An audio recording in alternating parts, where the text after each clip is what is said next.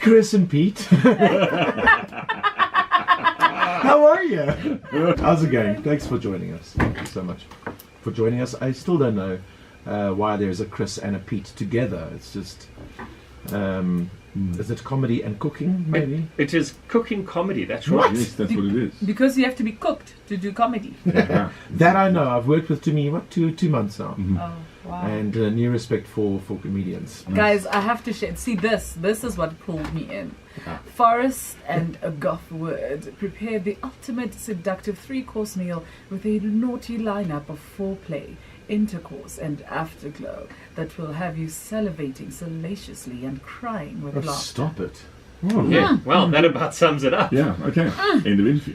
So how did MasterChef come to meet comedy?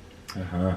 Well, we were on the set of MasterChef, and I was quite enjoying making a couple of jokes at the time, and then we found we shared a sense of humour, a fairly dry, awesome sense of humour, and then between the two of us, we were constantly cracking jokes about each other, about co-contestants, about the other judges, and it was loads of fun. So we became friends after the show finished. So you were skimmering about other children, a budding Indeed. bromance began, and the bromance has resulted in business. Has blossomed. Can I ask you, can he actually cook? He can, actually. He's very, very good. He's a very entertaining cook. His pork belly is legendary. Chris knows his way around the kitchen. So for someone who's listening, who's going, right, I've heard the big English words. Why must I pay money to come and watch this show? Well, we That's a good we question. figured we've got 3 distinct target markets. There are people who really, the foodie people, who enjoy the food side of things. This is an absolutely amazing and useful cooking demo that you'll enjoy. Yes. Then there are people who enjoy comedy. So if you like a good laugh, then you come through and it's a very funny show. And then the third group are people who enjoy sex.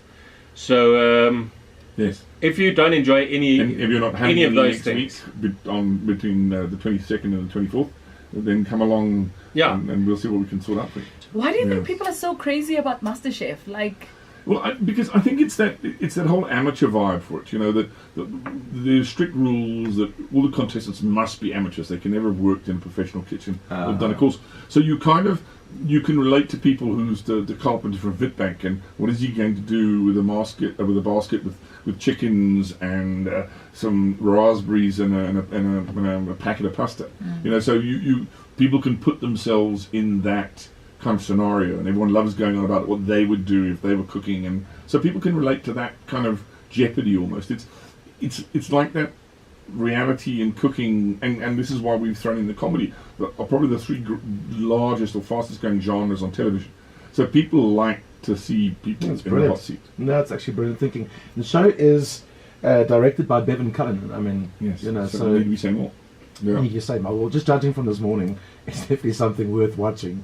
Is there an age restriction? there is an age is an age restriction, restriction. and we do but we would suggest 18. There's no swearing in the show. Okay. It is, however, all about sex. Yes. Yeah. And there is the other side to it, that if we sell out, we have a little tradition that we do it in the buff. And with aprons covering the With aprons. essentials. because you don't want to burn your sausage, And as you the don't show, want to, as the it's- show says. Don't Stop burn it. your sausage. Safety first. That does, yeah. So, I mean, I don't think if you have a 16-year-old and you're open-minded, then they can come.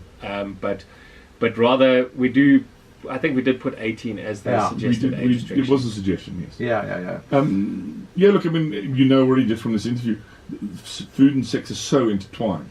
I mean, if you think of any of the sexual synonyms, they're all food related. Meat and 2 veg, and the list gets as long as you like. Wow. So there was an obvious synergy between doing something, cooking, and something sexual, and something fun.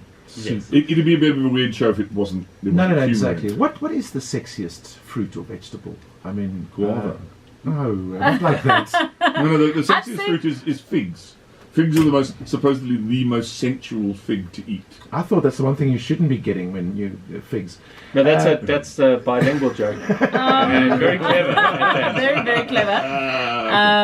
I think pineapples. Aren't pineapples sexy? I've heard, pineapple has a particular effect on Yes. things that are not PG. But Asparagus is the opposite to pineapple. Yes. Oh, is it really? the opposite? Yeah, when it comes to that. But Yes. everyone always says oysters are supposed to be an aphrodisiac. But Yeah. I remember I ate 27 the one night and only like 18 of them worked. Depends what you do with them. So you guys are going to... What? Okay, well, Wow. and I'd like you to forward your I wanna complaints see this in writing to the show. Yeah. DCCSA. This went south faster than I thought it would. Well, when Tumi started with that press release, it's only going to go one way. You guys are going to do a bit of a... We're going to get this on camera. Well, we'll do a week cooking demo for you now. We feel Yes, we yeah, feel love you need cooking. breakfast. I've Yay! I've known Tumi for what, probably about 15 years now. Yes. And I'm worried that she's losing far too much weight, so It's we're true. going to feed her now. It's true. Thank you so much So smooth, Chris. coming So smooth. in. We really appreciate you being on the show this morning, and we thank you for the breakfast that we're about to receive.